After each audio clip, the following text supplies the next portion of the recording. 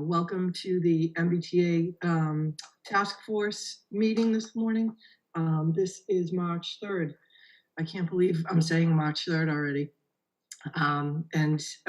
According to the governor's proclamation, we are extended to be able to do Zoom meetings, so there is no public attendance at this meeting. And just want to, for the record, we'll list the people that are here. We have Stephanie Danielson, Wayne Beitler, Jennifer Carlino, Dr. Alicia Cabral, Rory Kalfeltz, Patrick Helen, Michael Blanchard, Mark Lamb, and myself, Dottie Fulgenetti. So the first thing that we have on the agenda is to accept the minutes from the February 17th meeting. I have two edits. You have two edits? Just add me, please, to the members present. Okay. I have you listed, and she did say you're right, but nobody saw that. Yeah, no, I mean, Dottie did say your name. I heard her say it. No, we were talking about the minutes, the last minute? Oh, at the last, oh, sorry. Yeah, the last minutes, Jennifer was not listed, so we'll add her to the. Thanks. And then under action plan, just at the very last as paragraph, just add the sentence. And Wayne, I don't even know how to say your last name. Is it Beitler? Thank you. Mr. Beitler suggested technical assistance for conceptual plans to make sure there's adequate room on the lot for proposed construction of anticipated units.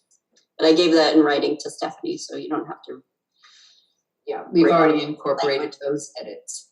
Yeah, thank you. Anybody else?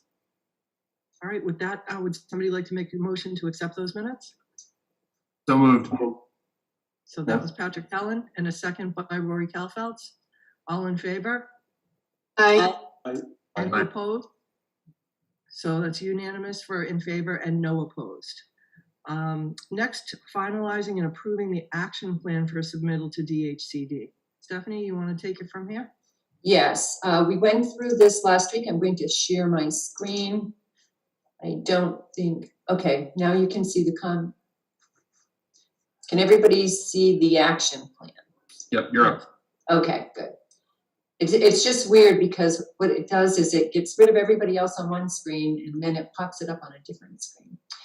So I really just wanted to finalize the dates. At the last meeting, we went through the different items. I think we added a couple, and I don't know if anyone has any other additional actions that they think we need added. And then I would like to fill in the section here where my cursor is, if you can see that, with dates. And then if, I don't know if we want to submit this at this point in time to Dhcd or if the board wants to wait, the committee. I think this is going to probably be, a movable living document. And as we reach different milestones, dates may need to be flexible depending on what other things are going on or how we're working on it. So I think this is a great draft. I don't have a problem with it being submitted as is, but with a notation on it that dates are subject to, to move around. That's really not the deadline dates are the important dates. The working dates in the middle can be flexible. Yeah. Can I ask, can we put TBD on some of those, or is it something we do have to have a filled out finalized date for, like, the public survey, for just an example? Like, do we have to navigate that now? I'm sure we could, but I just don't know how. To Dottie's point, I don't know how realistic it's going to be. I think one of the things we could do, Patrick, to cover that is, instead of the individual tasks at this point, we could put a range up at the master task. So in that instance, it's the public outreach. So we could put dates, a range of dates there, kind of the start time and then the end time, because really that will run pretty close to getting the final vote of an amendment with the planning board to go on the warrant to town meeting. That gives us. And then there's probably even going to be more public outreach to continue to educate people on the article up to town meeting. Right. Yeah, I like that idea. I think that makes more sense, and obviously gives us something to work towards as opposed So to a drop dead date. I can fill this in. Present 5/ so we'll do this like 5/. Because there's going to be a lot of work for the planning board, and they're going to need to be incorporating that in with other things that they have. So Right. it's hard for us to really know what that looks like over the next years. Yep. Moving target too. Okay. And modify or revise district, that really we've started the process of identifying the district, so I think that will really be again not right up to, but around the time it goes to the planning board hearing, and then finalizing the draft. So I'm going to put 2/27, 23, and then why don't we say like 3/31/22. Or we can actually start with today's date. Okay. And then I'll come up with a date on the draft of zoning. Because that will actually start at the point this group feels we're ready to make a recommendation on the districts to the planning board, and then start the whole analysis about the district, which we'll talk about as the last item up. I think the public outreach is probably going to be the part that's really critical to this. Yes. And I have some ideas about that. Actually, for my day job, I'm working with Boston University students to come up with ideas of how to do some public outreach to get more diverse representation, particularly with younger people, to be involved. And they're coming up with some really great ideas. So when that project is concluded, I can share some more information. But we did some public outreach for the age-friendly work, and we got some really good responses, but there's been some public outreach on the ARPA, and I don't think we've gotten, as great a response as we have for some other things. So we really want to make sure, I think that now that, COVID is winding down, there'll be more opportunities to reach people and, potentially have some in-person workshops as well. Mm-hmm.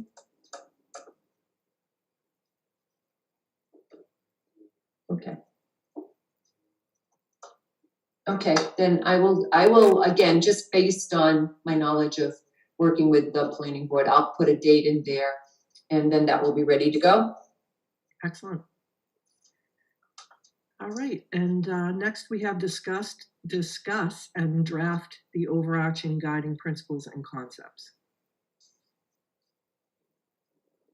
So this, the idea here is, as we start to draft the zoning and what should be included in the zoning, what the town would like to see, is really what are those guiding principles and concepts. So it's, understanding the requirements of the zoning district and what needs to be incorporated from the state perspective, but what would the town like to see achieved as part of the zoning? We've been talking about mixed-use neighborhoods that are walkable, where there may be opportunities for people to work, certainly to shop, to have areas for recreation, maybe some open space. So this is really kind of brainstorming on what those overarching guiding principles should be to help both with the analysis of the district, and we're trying to conceptualize the ability of any of the proposed districts to support various scenarios, and then to assist with the actual drafting of the zoning and what should be included in that. I can share a thought on one important guiding principle for me, and that is it has to contribute to economic development for the future of Easton. and also contribute to the continuing, ongoing, what seems never-ending housing crisis in a responsible manner as well. And Stephanie, would you mind Xing out of the screen that you Oh, shared? not at all. Yeah, thank you. And also just to note for the minutes that Nancy DeLuca has joined us. So she's been on for a couple of minutes. So we'll say at 9:09. Good morning, Nancy.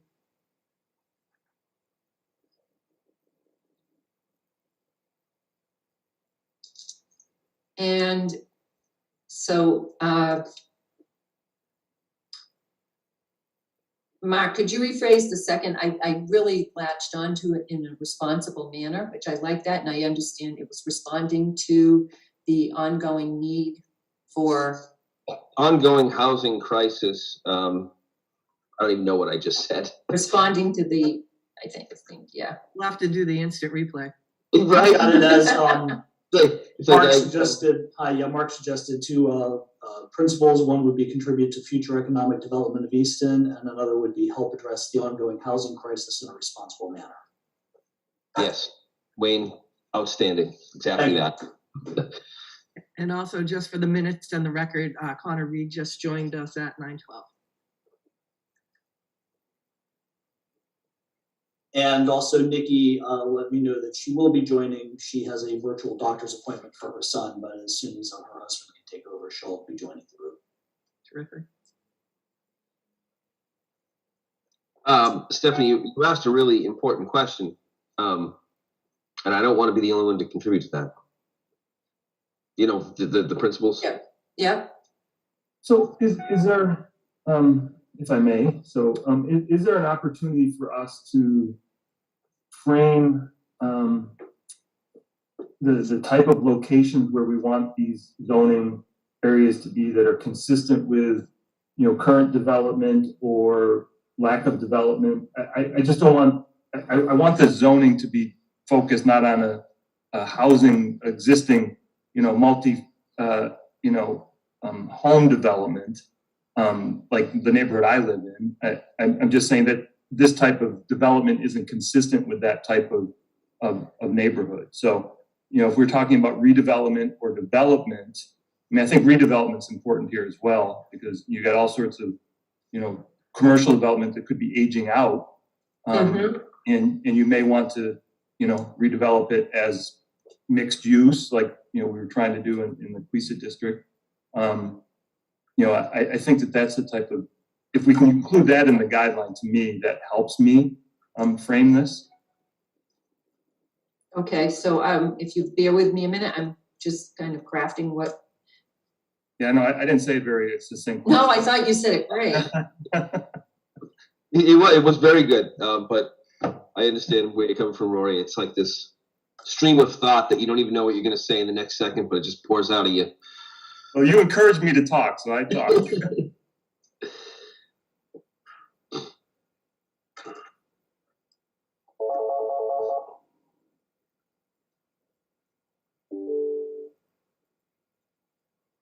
Okay, so something like one of the guiding principles is consider areas of retail development for redevelopment to provide mixed use development that achieves the goals of meeting the housing requirements. And you'd started to say something about the kind of the target areas, Rory, because one of the things that the guidelines encourage when you're not an MBTA community that has a transit station that you have to center your district around that half-mile radius is that we should be looking at areas where there are sustainable development practices. Right. And I think that's kind of what you're saying. Yeah. In addition to, let's not forget that there may be areas aging out and prime for redevelopment. And Right. You know, it's even one of the areas we didn't discuss last week that came to me afterwards was, and I don't know what, because I'm not on these kind of development boards, but you know, the whole you know, Bristol Drive Business Park too. You know, just as another district.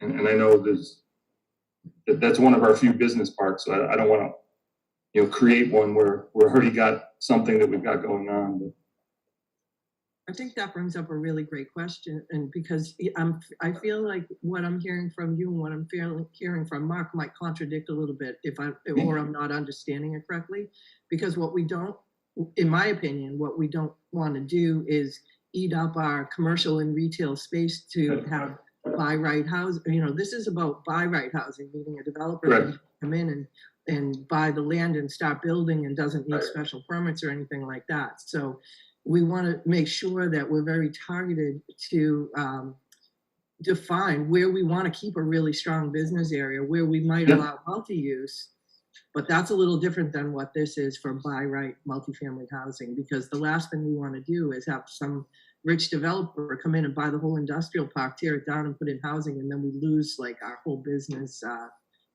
whole business. Right. I think in the last meeting, when we went over the Queeset district, and I said, why haven't we moved the idea of this zone farther south into the Queeset district where the sewer district is? And the answer was, we're kind of trying to preserve that for commercial development and more in that vein. And that was a light bulb moment for me. I was like, oh, okay, that's actually really smart. So I do like that idea, but also kind of to Rory's point, it's not a bad idea to have this zone on the outskirts of those zones, you know, so that they're not eating up designated space, but they're contributing to that designated space. So you're taking the words right out of my. You're already don't stop because Mark, because what I'm thinking is right. I would never have considered the industrial park as an area that would become part of the district, but to locate areas around commercial areas too. So again, you're creating a walkable neighborhood. It may be just on the outskirts, but it's still walkable if there are employment opportunities within that district or there are shopping opportunities, then people could still walk there. And you're still kind of meeting that goal that, again, I don't think it's been brought up, but part of the goal of this should be to try to reduce vehicle trips as much as possible as well. Yeah, and this would because it's on the outskirts of it, it's walkable. There's infrastructure to support that, you know. So I think we're both right. I love saying that because a lot of times people think that they're disagreeing, but there's a piece of a puzzle that's in the middle, which actually bridges everything together. And it's like, oh, you're both right. You don't have to disagree. There's a connector in the middle. Mm-hmm. Go ahead, Connor. Stephanie, do we know, and forgive me, I have preschool drop off at 9 every Thursday, so I'm always going to be a little late. To kind of bridging both Rory and Mark's points and Dottie's, we certainly do not want to overlay by right housing on some of the few commercial corridors we do have, but do the DHCD regs require that it's housing only, or can it be by right mixed use? It can be by right mixed use, and that's because that could be a nice kind of solution to it is, maybe just expanding the size of the Queeset Development District and adding more of that mixed use, but make it by right. Yes. Yeah, that's exactly what I was going to ask, exactly for that reason, to say, one of the added benefits here is that if you have these existing setups and you're trying to drive towards that mixed use, low transportation blend, is that a possibility? Can you preemptively say this is being enshrined as mixed use, which does address some of these requirements, but obviously potentially not all of them, but it can take some of that overall unit number off. I would just want to clarify that, because the way I understanding is it's by right multifamily that can have mixed use in it, but it's not by right mixed use. So if you zone it and it's a by right multifamily, yes, somebody could develop that with mixed use, but they don't have to. So Can we have that be part of our commentary back to get clarification on that, because I think, Dottie, that's a really substantive potential variation, right? I mean, allowing mixed use is one thing, but it sounds like what everyone here is talking about is particularly in these commercial districts, and it's kind of a conundrum, right? Because the only areas in town really that have the infrastructure to even potentially support this level of density are the most commercial ones, right? You would be pretty hard pressed to put, you know, a couple hundred units in your standard cul-de-sac without building a sewer treatment plant.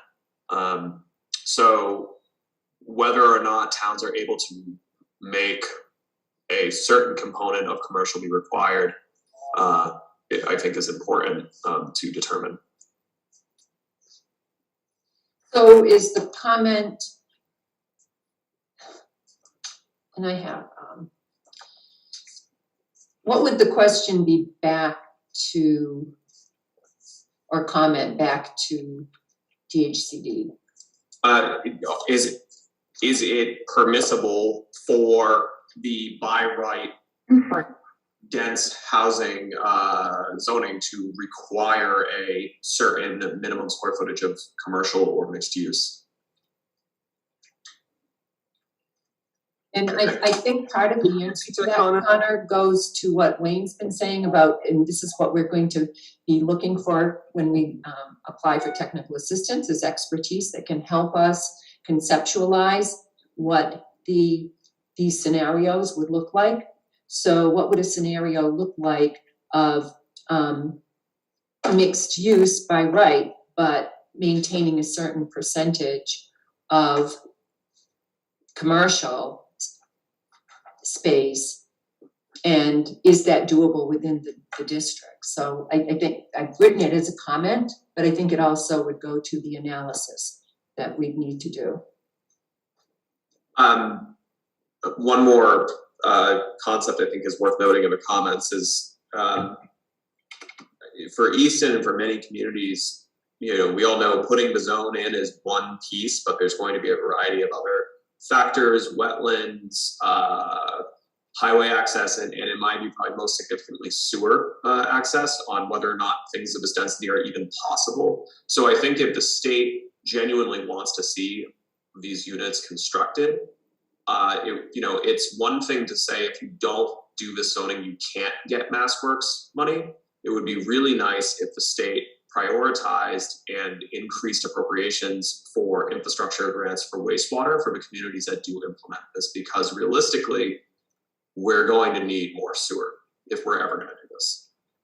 So I'm adding that one as a comment that came up in an MMA. The MMA Legislative Committee has a subgroup that was working on providing comments for that committee to provide back on this, and that came up in that meeting too. Like, are they going to pay for infrastructure? Right. Yeah. You know, and prioritize. Like, I mean, my take was, well, that's why they're using the MassWorks as a club, but to specifically put that out there as a comment, and that they prioritize. Right, but they'll need to put more, and they have the money right now from the federal government. Because the alternative is that, I mean, I know, Stephanie, you know this very well, but the alternative is that towns are going to look to push that cost onto the developer. Yeah. The developer is not a charity, they're going to push that cost down onto the housing units, and it's going to create more and more expensive housing. So right, which defeats the whole purpose. It's counterfactual to the entire spirit of the law. Can they also provide incentives for wastewater recycling? Reusing any of that wastewater in like the landscaping? Is that an option that they can put in the any funding sources that they might be able to? One of the comments in the drafts was regarding promoting of certain environmental sustainability and green incentives, I think, from what we saw. Okay, could you say that again, please? Are they able to provide incentives for wastewater recycling and reuse? So I would use that as an example, but is that a question that can the district include incentives for environmentally sensitive Green. What Connor said is green. protections. I think the district. Fall under the umbrella. I didn't hear what Connor was saying because I was typing the other comment. I think it's a green incentive. I think it would fall under the umbrella of green. Okay. Jennifer, I understand your point completely. It's very specific, but it falls under the umbrella of a green initiative, I would think. I think the green initiative is very broad. I like that Jennifer is calling out that specific. Yeah, part. definitely We ask should that have- specific question and see how they respond to it. But the district, we can do whatever we want in terms of incentivizing anything. We want the state to give us money like that incentive. So is to me, the question is, what is the state going to do to incentivize green development and with wastewater reuse, with wastewater infrastructure, things like that. Also, Okay, so- sustainable building, net zero, next generation energy. It's a pretty broad category. Right. Yeah, like the national piece alone is there's all the various different tax structural pieces that are in there for putting solar in. If you include that in, does that invalidate itself against the overall tax pieces that are already there? There's a huge amount that you can unpack there. So I've boiled this comment down to, can the zoning include, green incentives such as recycling wastewater, passive buildings? And will there be state funding to support such initiatives?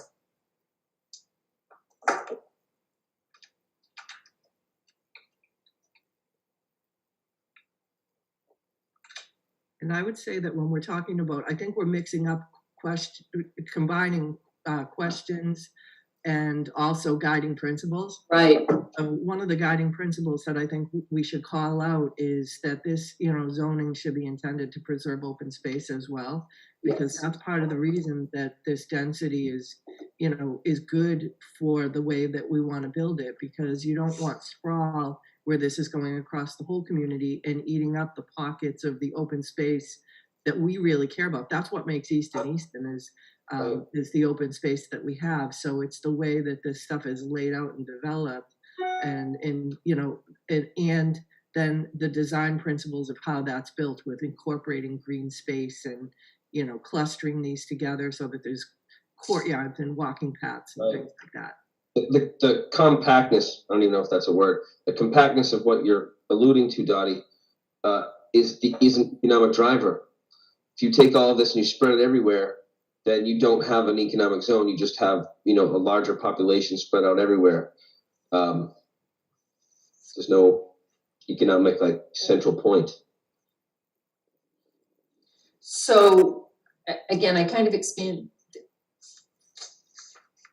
what I draft, and these are just draft notes at this point, but for the guiding principles, should protect other areas of open space within the community, at the same time providing open space within the district for the people, and unsaid, but for the people living there, because you don't want to protect all the other open space, but there's nothing there for people who are living there to be able to walk out and enjoy the outdoors. It's the delicate balancing act of preserving what we do have while growing what we also have.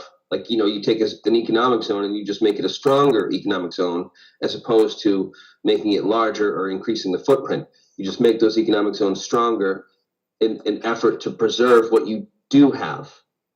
I don't know if I'm saying that right, but it's early and I'm tired.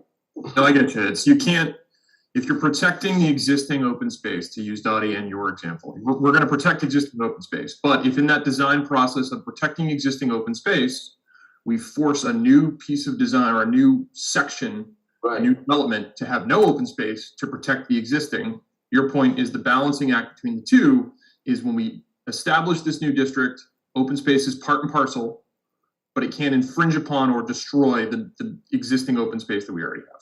Yes. I have a lot of coffee. That'll keep as close to what it is now in the future, and that's, I think, all of our goals. It's we don't want to move too far from who we are, but we know we need to grow. Right.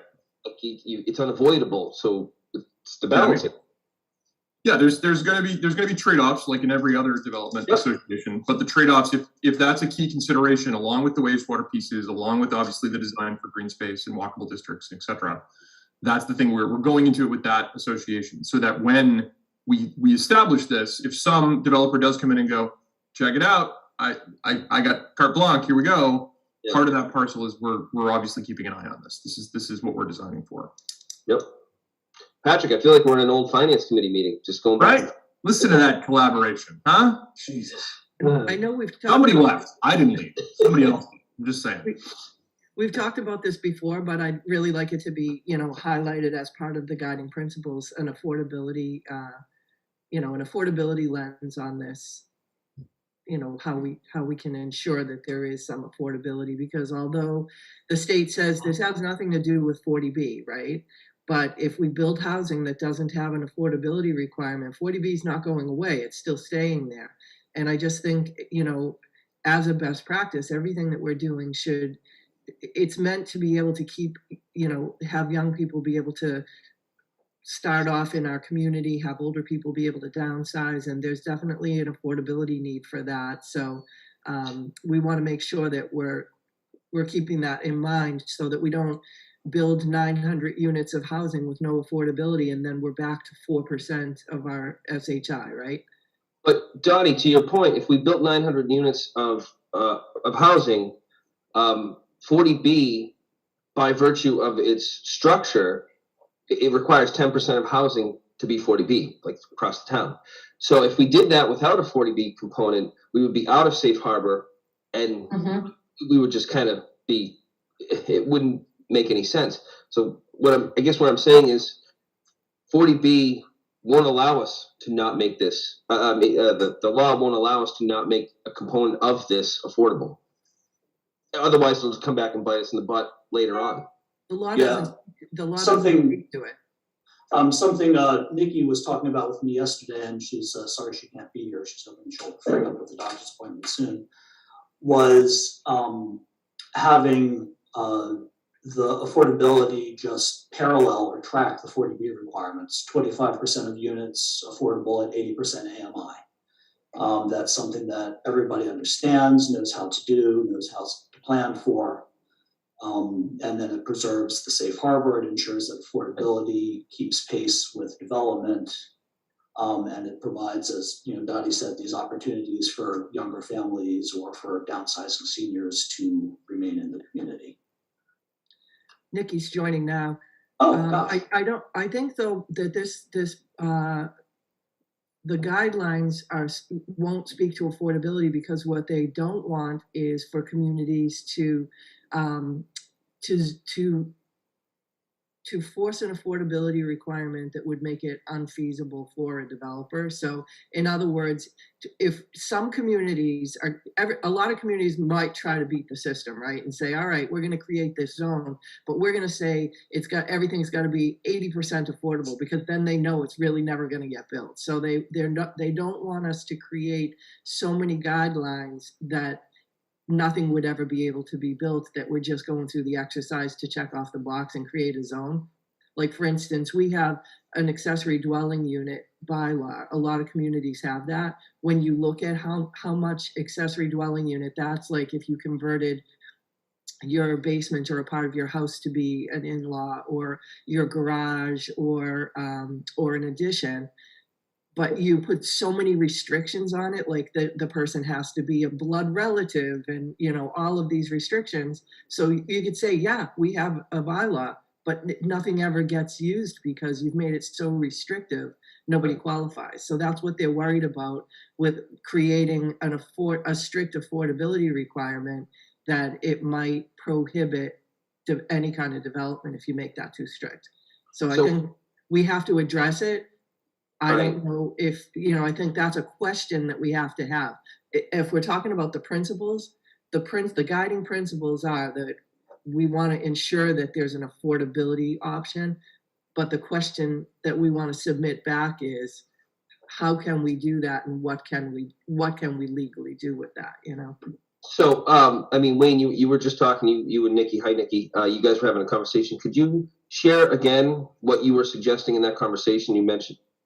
What we had talked about, and Nikki can back me up or add on, was a question to DHCD, to Dottie's point, and as a principle for us going forward, is to have the affordability component just parallel the 40B affordability requirements, in that it's already an established system that people understand.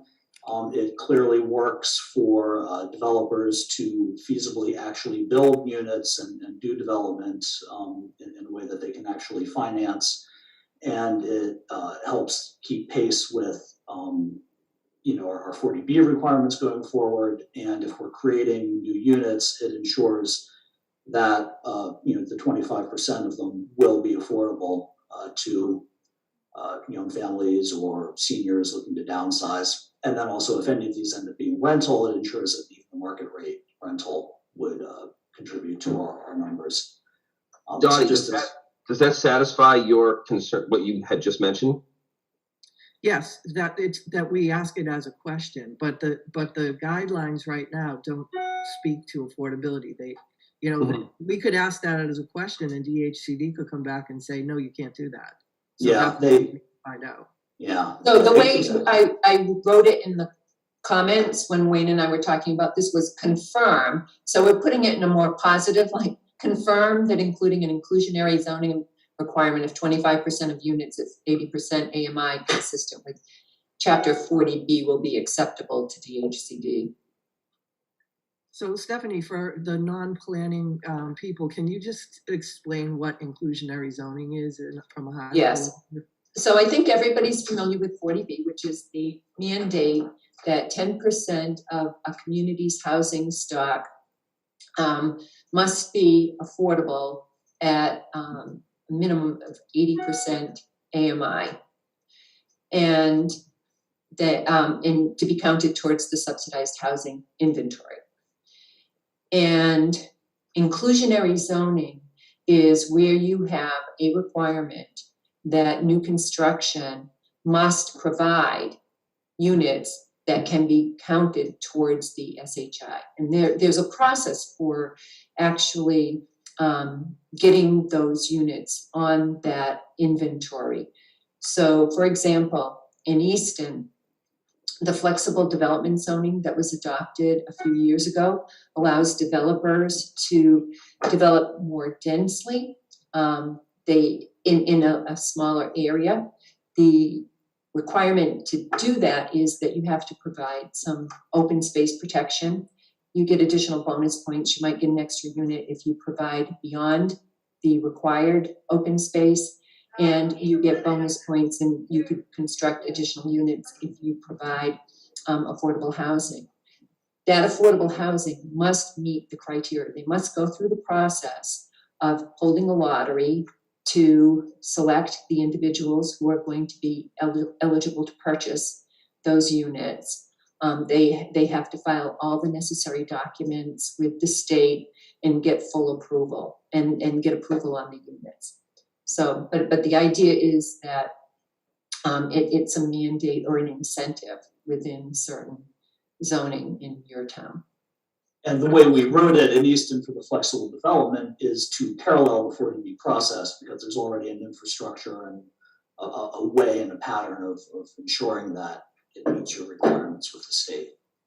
But doesn't it also mean that suppose a developer wants to develop a piece, parcel, and the normal zoning only allows X amount of homes. What we're saying is we're going to let you develop twice as many on that same lot, so you get more density. But in order to do that, you're going to have to make some of that affordable.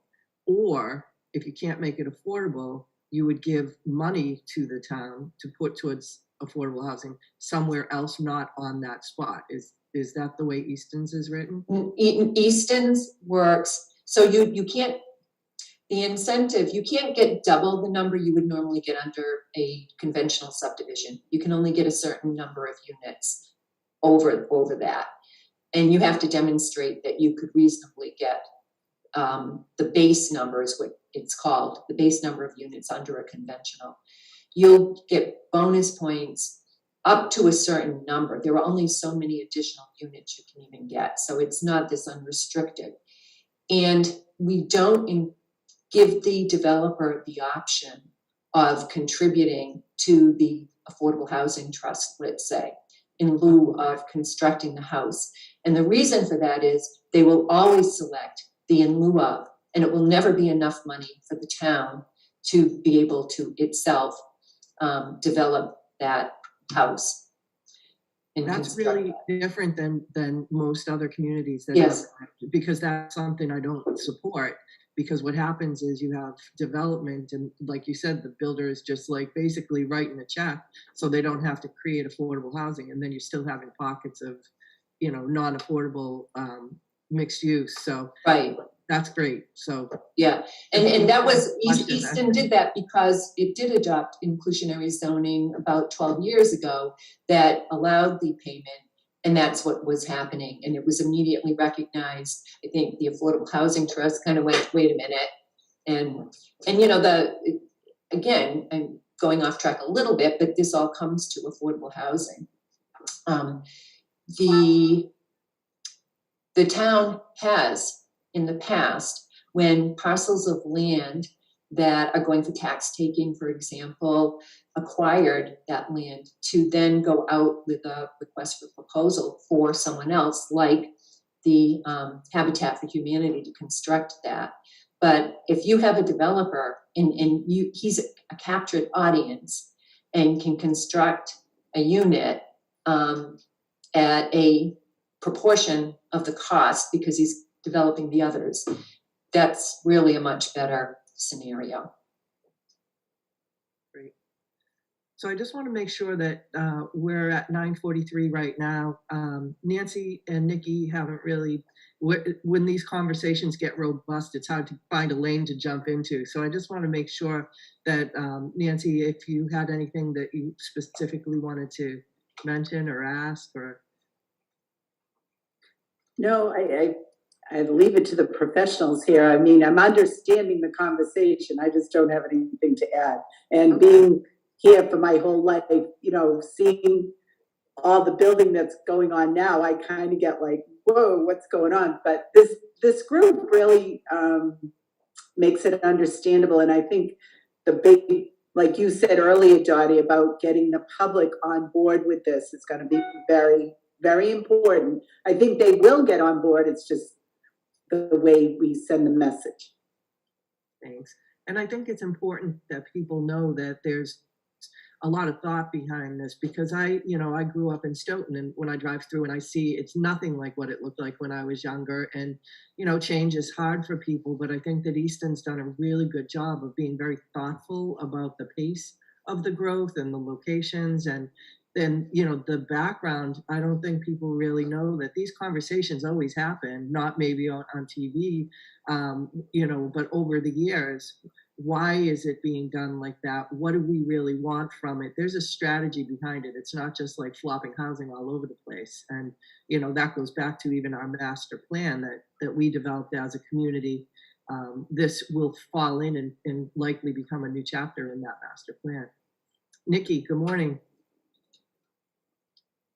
So sorry I was late. But Dottie, echoing what you just said, the new development in Easton is really, the word I was thinking in my head is thoughtfully done. So I did come in late, but I think I came in at a perfect time, because I heard what your concern was regarding the affordability restrictions. And I know that Wayne does a great job just probably echoing what he already said. Was one of the important things we wanted to bring in today was mirroring the 40B in any sub-district, because that is something that is very well known. It's kind of what's the word I was looking for? I don't want to say easy to implement, but it's kind of uniform and easily understandable by the developers. It's compatible, and I wasn't aware of your concern before, but I think that it fits in really well with not making it too affordable, not making it too restrictive so that it couldn't be done, but it would be uniform and easily understandable. I think it would fit in well, and obviously I believe it's important component to any future sub-district that we're going to be considering. Great. So Dottie, what I'm thinking is based on the discussion today, we'll draft up what we took away as being the potential guiding principles. And we can send that around to everybody. And then we can review it again at the next meeting. Thank you. And you also, you sent in the packet of information, the questions that you've already been capturing. Wayne, you did a good job with that because, you know, these kind of brainstorming conversations, a lot of stuff comes out and it's hard to capture. So I think you'll probably have a few more things to add to this, but Yeah. this is really good. And, you know, I sit on the same committee with the MMA. Stephanie does on that policy committee, although I missed the meeting this week. But some of these questions are all over the place for other people. And I think that, you know, this group is doing a really good job of being very defining them and being very clear about what we want to do and what we still need to know to make this work well for Easton. So Yeah. And I will share that at that meeting, you know, I shared some of the comments that we have, and everyone, they were impressed by the comments and questions and asked if we could share them, which I very willingly did. The other question I have about the comments, because they're due on the 31st of March, and our next meeting will be on the 17th. So we have enough. Is the select board meeting on the 21st? Because in the charge, we said that the review committee would submit the comments to the select board to review before sending off under the name of the select board to DHCD. no, our meeting is the 14th and the 28th. So the 28th, we could get on the meeting for the 28th. Mhm. Because let's see, again, our meeting would be the 17th. Yeah, so that would work. I'll make a note on our calendar now, so we Yeah. prepared. All right, excellent. Any other questions or comments? Or I think that's, we've got this pretty well defined for the questions. I don't think there's going to be too many other questions that come up. You know, I think we've hit a lot of the big things here. Anybody else have any other comments or questions? All right, well, here's something you don't hear every day. We finished our meeting 10 minutes early, so we can go grab a coffee and have a little break before the next thing we're on to for the day. So thank you, everyone. I know everyone is busy. This is really important work, and I really appreciate everyone taking time out of their business day to do this. I hope people at home are watching this. With that, if somebody would like to make a motion to adjourn. Motion to adjourn. Second. So that was Patrick and Connor? Rory. Rory. Sorry, Rory and Connor. All in favor? Any opposed?